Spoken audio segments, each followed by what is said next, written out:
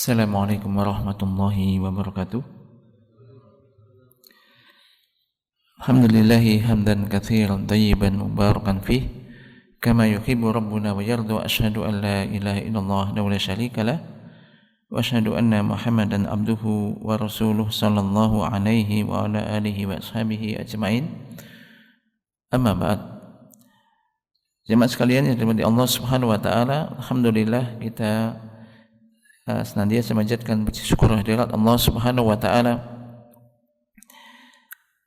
Maka ini kita bisa melanjutkan kembali kajian kita. Insyaallah kita masih akan membahas tentang yakni petunjuk-petunjuk yang ada di dalam surat Al-Fatihah.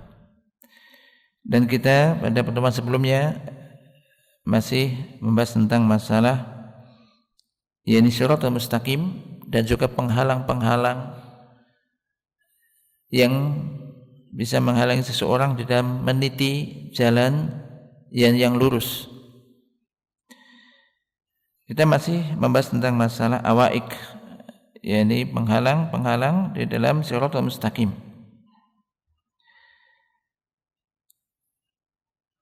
Qala al-mu'allif rahimahullah ثم هذه الأوائك الثلاثة الشرك والبدعة والمعصية يجب على كل مسلم ومسلمة أن يحذر منها أشد الحذر وأن يخاف على نفسه من الوقوع فيها وأن يهتدي في هذا الباب بهدايات سورة الفاتحة وهدايات القرآن وهدايات سنة النبي الكريم sallallahu alaihi wasallam. Kemudian tiga penghalang ini, ya tiga penghalang utama yang bisa menghalangi seorang dalam meniti jalan yang lurus, yaitu kesyirikan, bid'ah dan juga maksiat. Ini wajib bagi setiap muslim, baik laki-laki maupun perempuan, untuk berhati-hati dan waspada dari penghalang-penghalang tersebut, dan hendaknya dia mengkhawatirkan dirinya, yaitu khawatir untuk terjatuh di dalamnya, dan hendaknya ia berupaya untuk bisa meniti yakni di dalam bab ini, yaitu meniti atau berpegang kepada petunjuk-petunjuk yang ada di dalam surat Al-Fatihah dan juga petunjuk-petunjuk Al-Quran serta petunjuk-petunjuk Nabi, sunnah Nabi sallallahu alaihi wasallam. Pernah ditanyakan kepada Abu Hurairah radhiyallahu anhu, akhbirna mat taqwa, tolong sampaikan kepada kami apa itu takwa. Apa itu takwa? Qala liman sa'alahu hal salakta tariqan dha saukin. Maka ia berkata kepada yang bertanya kepadanya, apakah engkau pernah melewati jalan yang penuh duri? Jalan yang penuh duri. Qala na'am. Qala kaifa tasna'u? Ia menjawab, iya, pernah. Lalu Abu Hurairah bertanya, apa yang engkau lakukan ketika Anda melewati jalan yang banyak duri di situ? Apa yang Anda lakukan? Apa kira-kira? Kalau kita lewat jalannya banyak duri, dengan catatan tidak boleh pakai sepatu supaya tidak, ini tanpa alas kaki. Bagaimana? Maka qala idza ra'aitu sauq amsi anhu yaminan aw yasaron wa ahdharu an ata'ahu qala hadhihi taqwallah. Yakni apa yang Anda lakukan? Ia menjawab, apabila aku melihat duri, maka aku berjalan di sela-sela duri itu supaya enggak menginjak duri gitu, entah di sebelah kanannya atau kirinya. Berhati-hati jangan sampai aku menginjak duri itu. Maka beliau mengatakan, inilah takwa. Jadi itulah takwa kepada Allah. Ini berhati-hati di dalam meniti jalan ini. Akan tetapi yang Anda harus waspadai di sini adalah dalam ketakwaan ini bukanlah duri. Bukanlah duri. Bal huwa asaddu nikayatan fil insani minhu. Akan tetapi ini lebih dahsyat daripada duri di dalam kehidupan manusia, yaitu kesyirikan, bid'ah dan maksiat. Maka orang yang berjalan di atas jalan Allah yang lurus ini butuh untuk berhati-hati dari perkara-perkara ini dan waspada darinya. Sebagian salaf mengatakan, bagaimana orang akan bisa berhati-hati apabila dia tidak tahu apa yang harus dia waspadai. Bagaimana orang bisa waspada menjaga dirinya dari sesuatu yang tidak dia ketahui. Oleh karenanya, ikhwas sekalian yang dimani Allah Subhanahu wa taala, ini Anda butuh untuk mengetahui tentang kesyirikan. Apa itu syirik? Demikian juga untuk mengetahui apa itu bid'ah, untuk mengetahui yaitu tentang dosa-dosa besar. Apa itu? Tentang dosa-dosa besar. Agar Agar bisa waspada, agar bisa kita berhati-hati terhadapnya.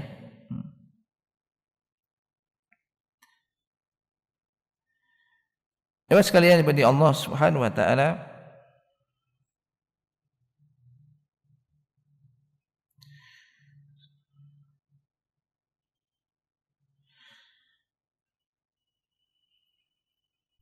sebagaimana orang yang mengatakan, ta'allam as-sarra la li syarri walakin li tawakkihi, fa inna man lam ya'rif as-sarra minan nasi yaqa fihi.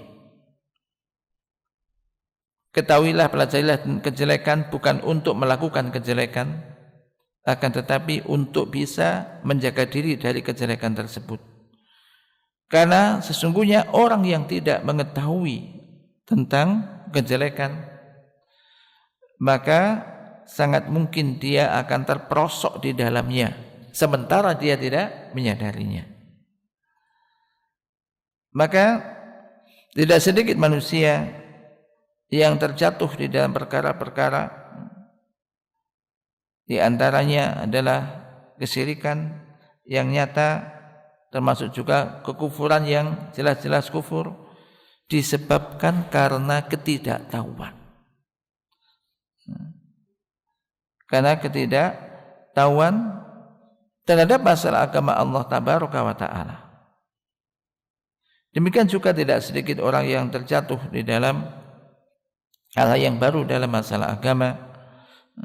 Maksudnya hal yang tentu tidak ada dasarnya, jatuh di dalam hal-hal yang menyelisih sunnah Nabi SAW, li jahlihim bidinillah, karena mereka tidak mengetahui tentang masalah agama Allah. Demikianlah juga orang yang terjatuh di dalam maksiat, di dalam dosa-dosa. Kebanyakan mereka yang sebabnya adalah karena al-jahlu bidinillah, tidak mengetahui tentang agama Allah, tidak mau mempelajari tentang masalah din ini. Oleh karena itu, pertama kali yang dituntut dari manusia dalam masalah agama ini adalah tolabul ilm, yaitu menuntut ilmu. Menuntut ilmu. Hatta ya'rifa dinahu wa hatta ya'rifa al-haqqa, hingga dia bisa mengetahui tentang masalah agamanya dan juga mengetahui masalah kebenaran. Wa ya'riful huda, mengetahui petunjuk-petunjuk. Petunjuk dalam kehidupan penting. Bagaimana orang bisa melakukan petunjuk itu kalau dia tidak mengetahui petunjuk-petunjuk tersebut? Oleh karena itu, ia memulai dengan ilmu sebelum berucap dan juga beramal.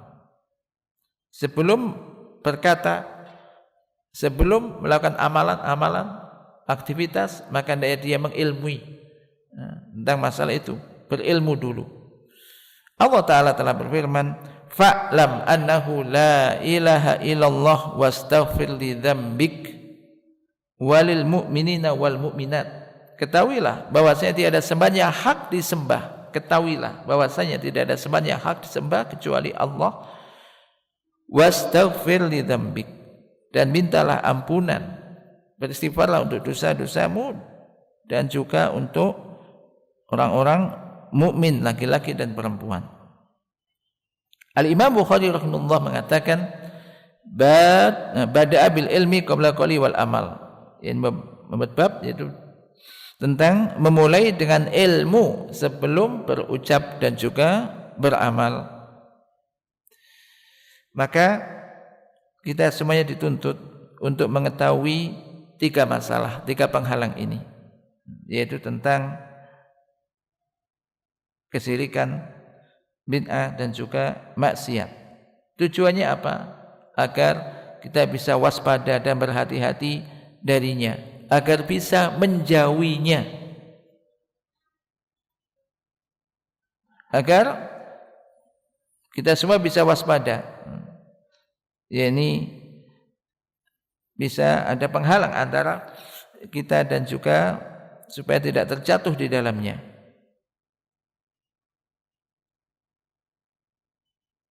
Qala ta'ala wa id qala Luqmanu li ibnihi wa huwa ya'iduhu ya bunayya la tusyrik billah. Dan tatkala Luqman berkata kepada putranya, wa huwa ya'iduhu,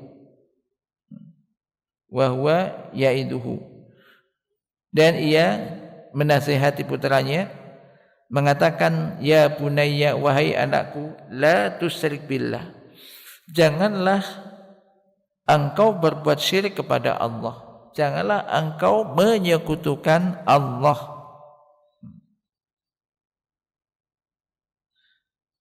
Nah, perhatikan, katakanlah Anda misalkan mengatakan kepada suatu hari mengatakan pada putra Anda,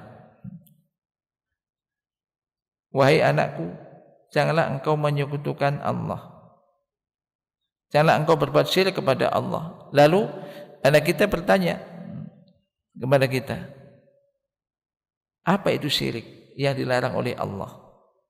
Ya kan? Misalkan mengatakan, wahai anakku, jangan berbuat syirik. Loh, apa itu bahas syirik itu? Apa itu syirik kepada Allah? Kalau kakaknya misalkan, apa itu kayak apa itu syirik kepada Allah? Bertanya. Maka apakah layak bagi Anda dalam masalah ini kemudian tidak mengetahui kesyirikan? Apa itu syirik? Sementara kita melarang anak kita berbuat syirik, nanti akan bertanya. Makin penting dalam masalah ini. Hatta dalam perkara-perkara yang hari-hari mungkin ada di sekitar kita yang termasuk kesyirikan apa saja. Ini penting untuk dipahami. Di sisi lain terkadang jarang orang memperhatikan masalah-masalah demikian. Padahal ini adalah masalah yang penting yang harus kita ketahui. Karena kalau tidak tahu dan tidak mau untuk mempelajarinya, ini masalahnya bukan hanya di dunia. Ini masalahnya adalah bisa membahayakan sampai kehidupan akhiratnya ketika dia jatuh di dalam kesyirikan.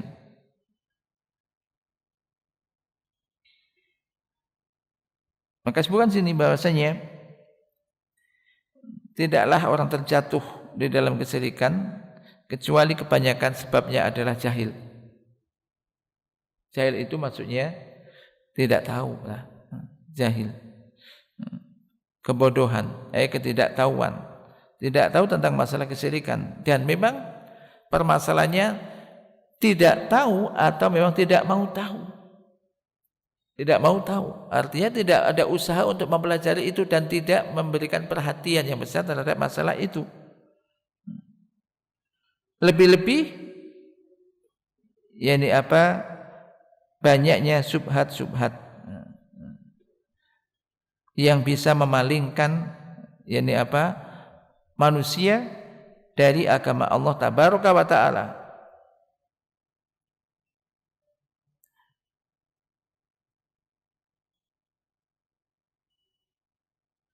Bukankah termasuk musibah yang besar kiranya kita mendapati orang-orang yang ya notabene Islam atau menisbatkan diri kepada Islam yang terkadang juga mungkin bisa jatuh minta menengadahkan tangan kepada yakni apa? Kepada selain Allah.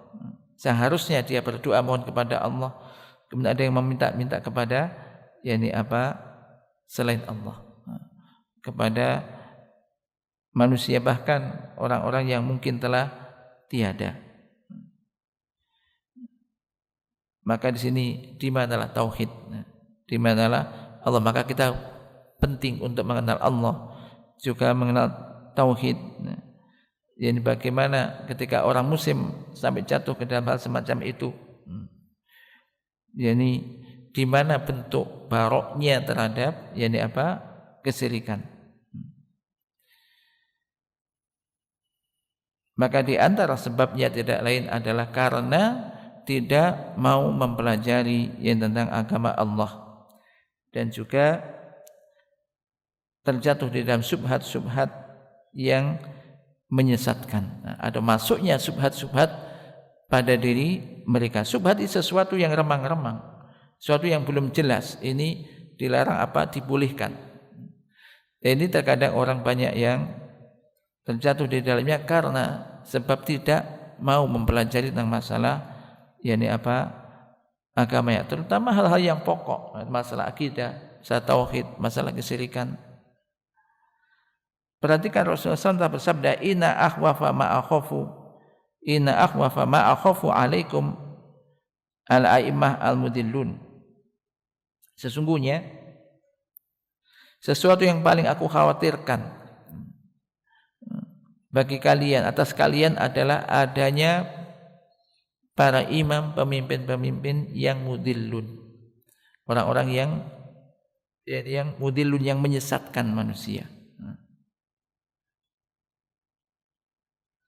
Apa yang mereka lakukan? Maksudnya itu orang-orang yang menampakkan yuzazinuna al-batil, menampakkan indah kebatilan-kebatilan, ditambahkan indah kebatilan-kebatilan, kemudian dikemas, diberikan kepada yakni apa? Sampaikan kepada manusia. Kesesatan dibungkus dengan seakan-akan itu petunjuk.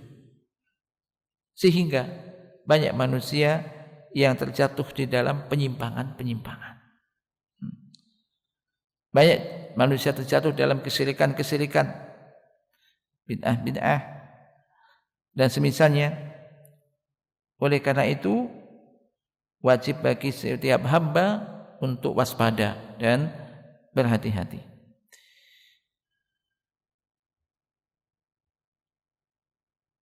Tidakkah kita mengetahui bahwa kesyirikan ini merupakan dosa yang paling besar?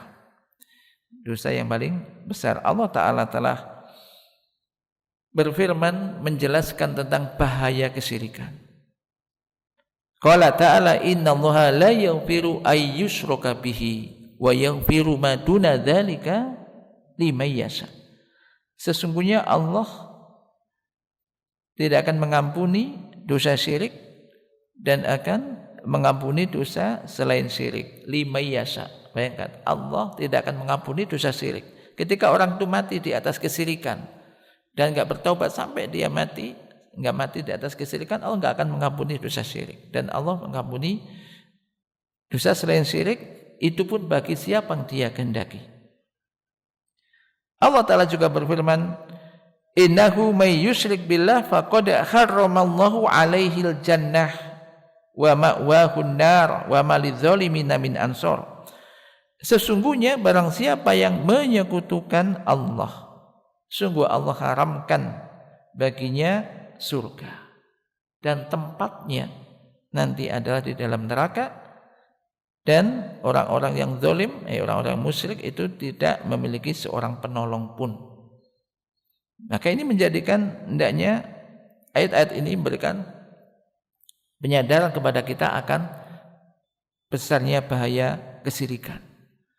Karena bagaimanapun juga manusia itu pasti akan meninggalkan. Jangan sampai orang di dunianya memburu dunia sampai melakukan kesyirikan hanya untuk dunianya. Dunianya habis itu mati. Padahal ketika orang itu mati di atas kesyirikan kepada Allah, semacam tadi, enggak masuk surga dan tempatnya adalah neraka. A'udzubillahi min dzalik. Wa qala ta'ala wa laqad ukhiya ilaika wa ilal ladina min qablika la in asyrakta la yahbatanna amaluka wa la takunanna minal khasirin. Balillaha fa'bud wa kum minasyakirin. Wa ma qadarullaha haqqa qadrihi wal ardu jami'an qabdatuhu yaumal qiyamah was samawati matwiyatun bi yaminih subhanahu wa ta'ala amma yusyrikun. Di dalam surat ini Az-Zumar ayat 65 hingga 67. Coba dibaca, coba terjemahnya. Baca. Az-Zumar ayat 65 hingga 67. Yang lain bisa suka ambil mushaf supaya tahu ini ayat-ayat Al-Qur'an ya. Supaya kita tahu ini Al-Qur'an ini jadi pedoman hidup kita dan ini adalah kalamullah mesti benarnya. Tidak ada keraguan sedikit pun di dalamnya. Naam, Iqra. Baca terjemahan Az-Zumar ayat 65 67.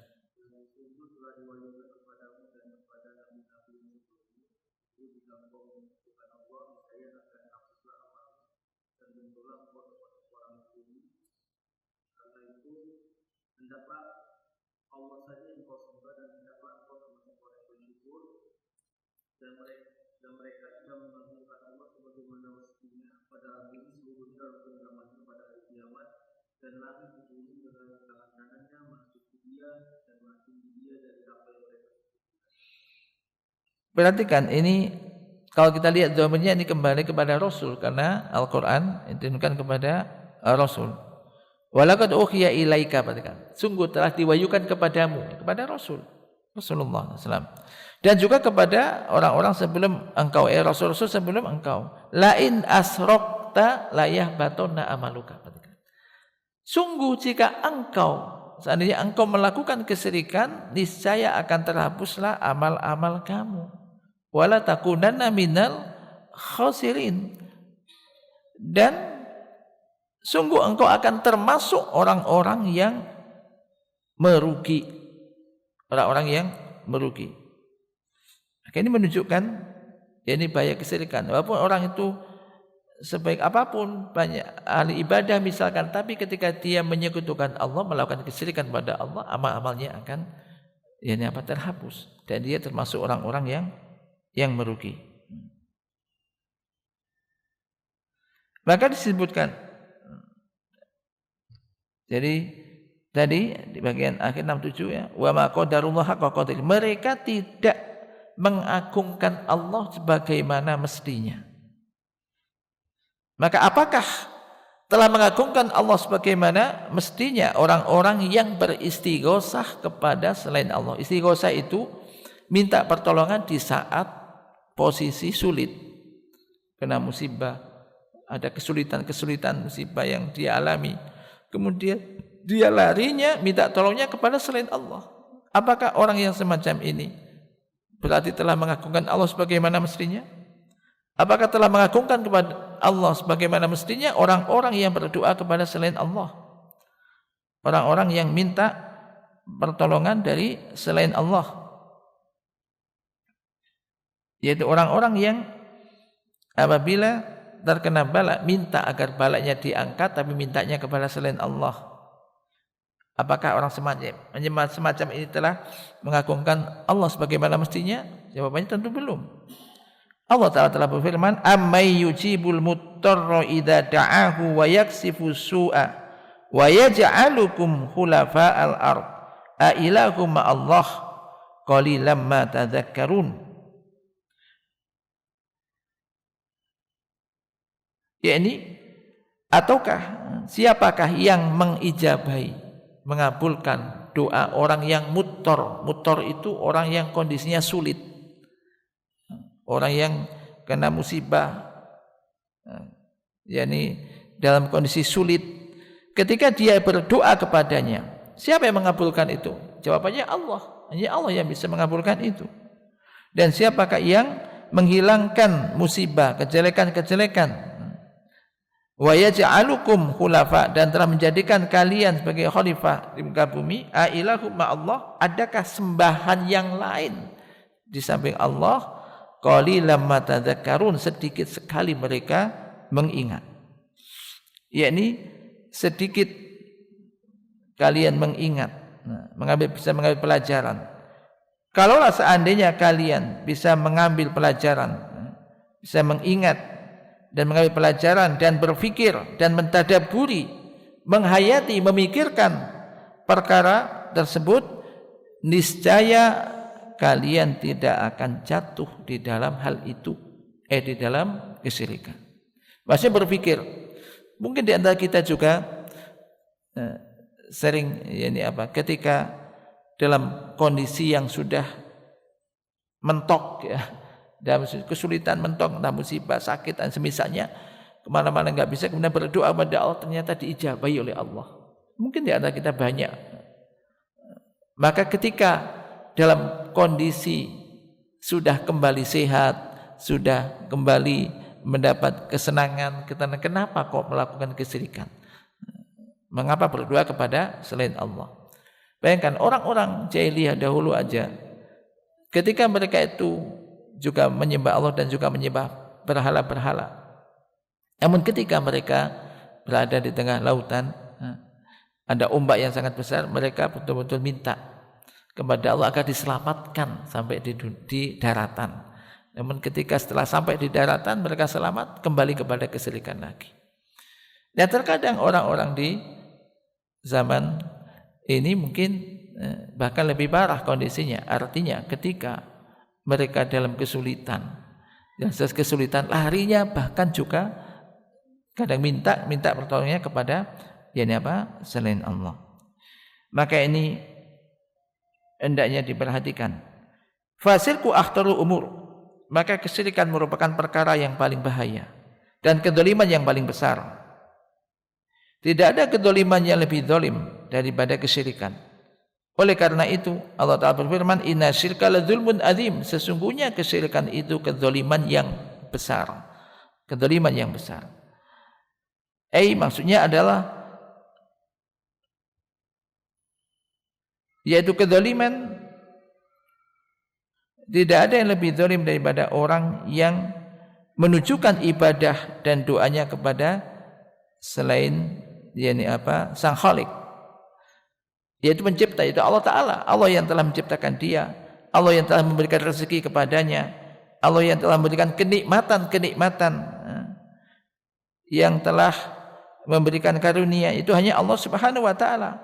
Kemudian kok doa itu ditujukan kepada selain Allah, dia meminta kepada selain Allah, maka ini bentuk kedzaliman.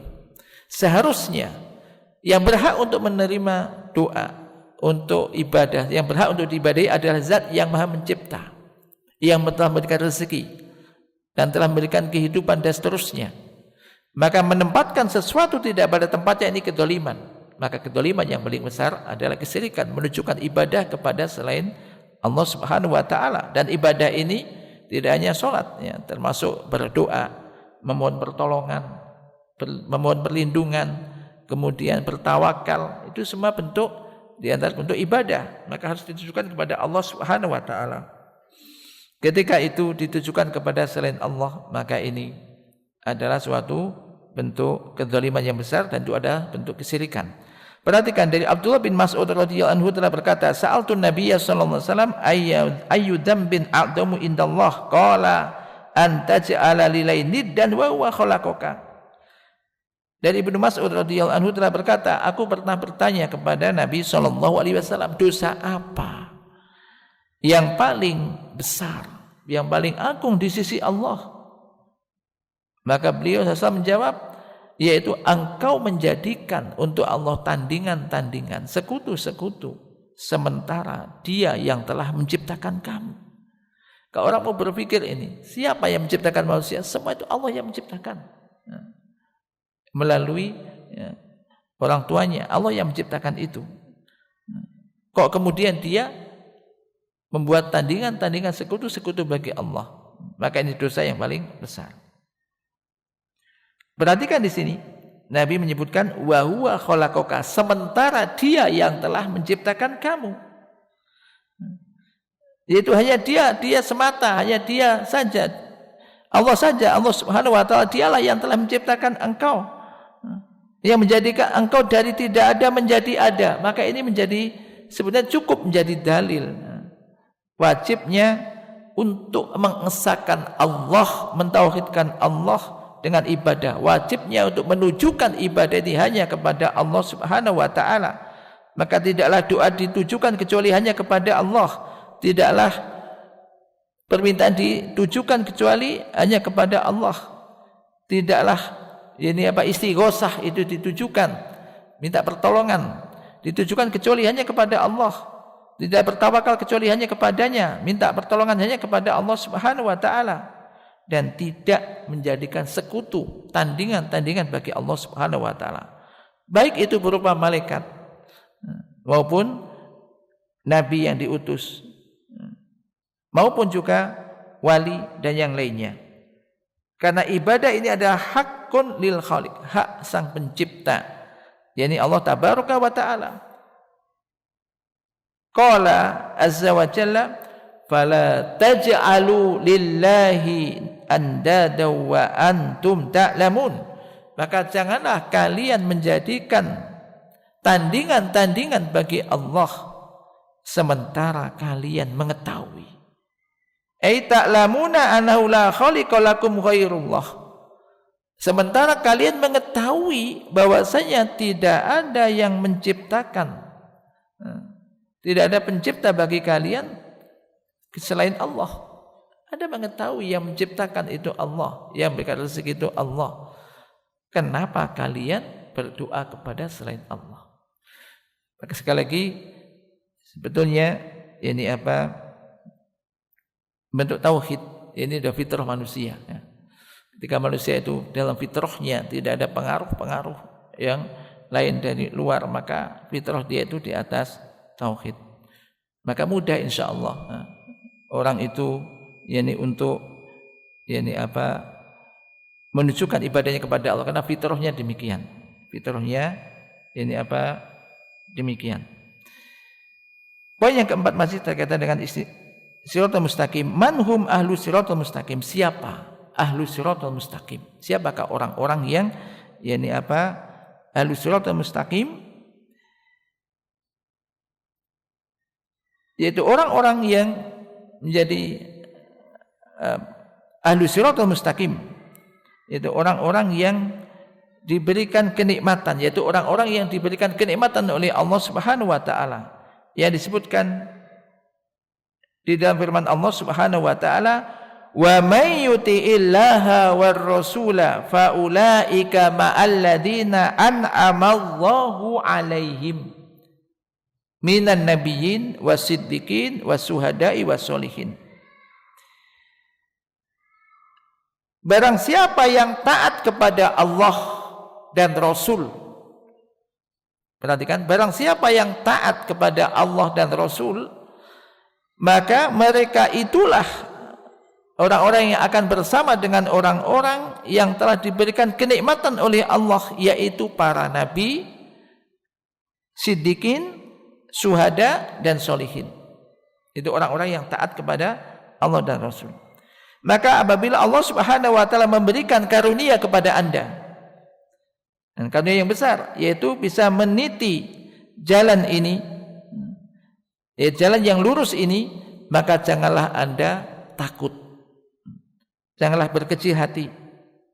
Walaupun Anda sendirian, misalkan sendirian di lingkungan situ, dengan berupaya meniti jalan yang lurus, berusaha untuk taat kepada Allah dan Rasul, tapi kok enggak ada temannya ya? Kok cuma sedikit? Maka ini jangan takut, jangan khawatir. Kenapa? Karena Anda berada di sebuah jalan yang ditempuh oleh para nabi, siddiqin, syuhada dan sholihin.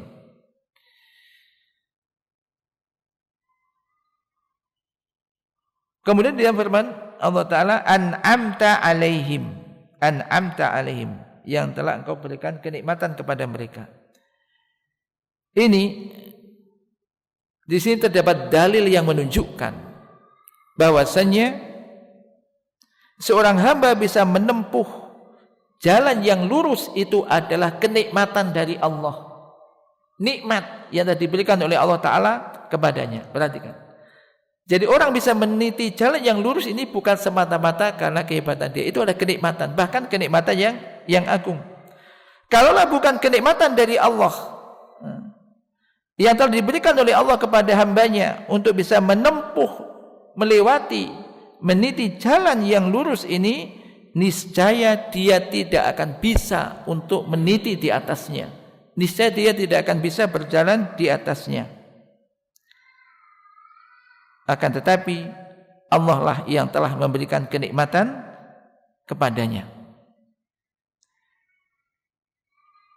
Fala yakunul abdu mun'aman alaihi illa bi amroini. Tidaklah seorang hamba ini mendapatkan kenikmatan kecuali kenikmatan tersebut kecuali dengan dua perkara. Ilmun bil haqqi, mengetahui kebenaran, wa amalun bihi, dan mengamalkan kebenaran itu. Maka ini suatu kenikmatan jemaah sekalian diberkati Allah Subhanahu wa taala. Maka bicara tentang kenikmatan, jangan hanya membayangkan tentang makanan, minuman, gaji yang tinggi. Akan tetapi nikmat yang besar yaitu ditunjukkan oleh Allah bisa mengetahui kebenaran, bisa mengetahui agama Islam ini dengan benar, memahami Al-Quran, bisa memahami hadis-hadis Nabi, dan kemudian mengamalkannya, yaitu ilmu yang bisa membimbing seorang hamba. Dengan ilmu itu orang itu mendapatkan, bisa mengetahui petunjuk jalan, dan amalun soleh, dan amal soleh yang bisa mengangkat seorang hamba, yang dilewati oleh seorang hamba, menggabungkan antara ilmu dan amal. Dan ini kan yang kita minta di dalam surat Al-Fatihah, ya kan? Siratal ladzina an'amta alaihim ghairil maghdubi alaihim waladdallin, yaitu jalannya orang-orang yang telah Engkau berikan kenikmatan, bukan jalannya orang-orang yang dimurkai, punya ilmu enggak diamalkan, bukan pula jalannya orang-orang yang sesat, yaitu beramal tanpa ilmu. Ini setiap sholat kita minta ini. Maka apabila didapati ilmu yang bermanfaat, maka mesti harus diamalkan. Apabila telah didapati pada diri seorang ilmu yang bermanfaat dan juga amal soleh, maka seorang hamba tersebut termasuk orang-orang yang berjalan dan meniti, berjalan di atas jalan Allah yang lurus, di atas siratal mustaqim.